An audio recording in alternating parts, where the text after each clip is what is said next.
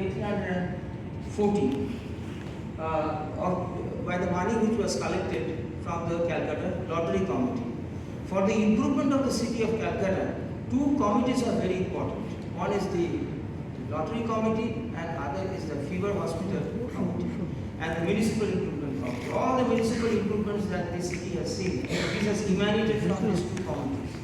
And the beginning of all these committees have started through a minute which was taken in the year 1803 by Lord Wellesley. Wellesley started the drainage of the city, and he found that during the rainy season, the water would not flow towards the Ganges.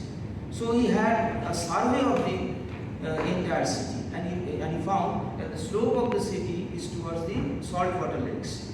It is not towards the Ganges. Therefore, if you construct your canal or your aqueduct or your channel for drainage of water from the city, it will actually come towards the city if its opening is towards the Ganges.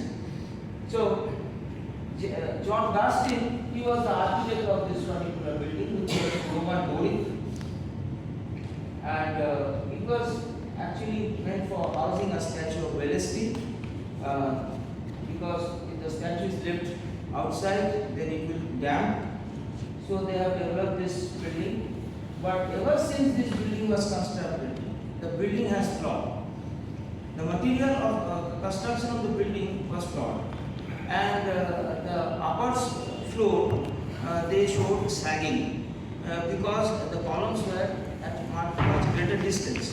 So John Gaston, who constructed the building, had to repair it at his own cost. So the engineer who planned the building did not have much reliance on the materials he used for the construction of the building. He found that the beams in the floor had springiness. The beams would make some sound. But still, this building is an iconic building of the city, and many of the events of the city, in fact, those related to the independence movement, took place over here. Pronoy. Now you see, the Calcutta Municipal Corporation, excuse me,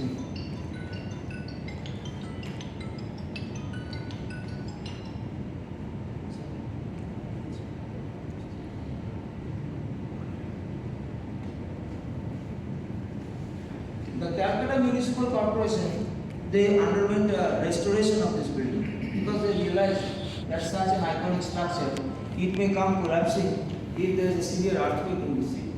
So what they have done, the engineers have used fiber reinforced concrete on the giant pillars. The pillars that you see, all these pillars, this is after the renovation. This is painted and renovated. All these pillars, they have been strengthened to face the earthquake. Because you see, if all these pillars they collapse, then the entire portion of the facade comes collapsed. So in this way, all the important structures across the city must be strengthened and reinforced, because considering the geological condition, it is expected that in very near future, this city will see a severe earthquake, and then we will lose many of our heritages. To add to the difficulty, we now stay in multi-story buildings and we draw water with deep tube wells.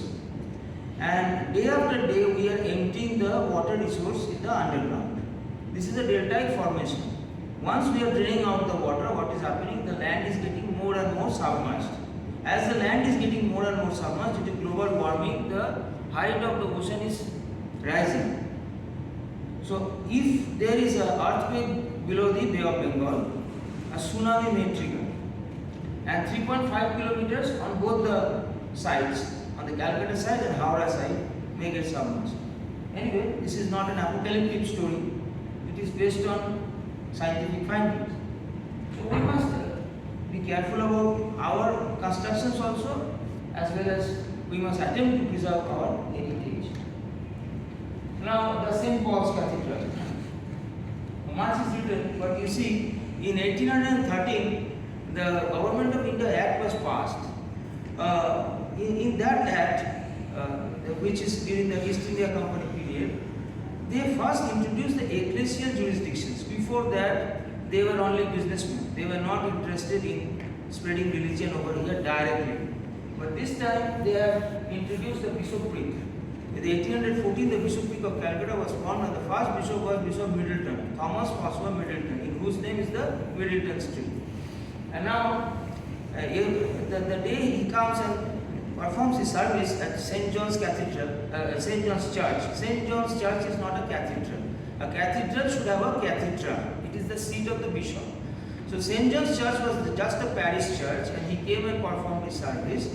So he was interested from the first day to construct a cathedral, and it did not mature until this man came, the fifth bishop of Calcutta, Daniel Wilson.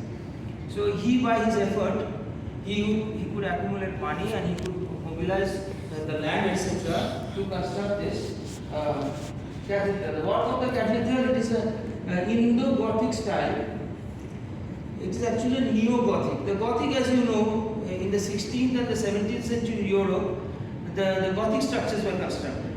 They were tall, spire-like structures, churches, and it was more lofty because they thought God resides over there in the heavens. So all your prayers should go to the heavens. Therefore, the structure was. But this is not exactly a Gothic. It is a mixture.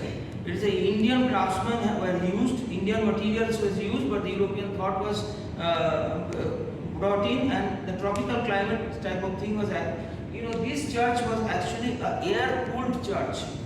It was there are two walls, and in between the inner wall there is an opening. The hot air will come and rise up and go outside.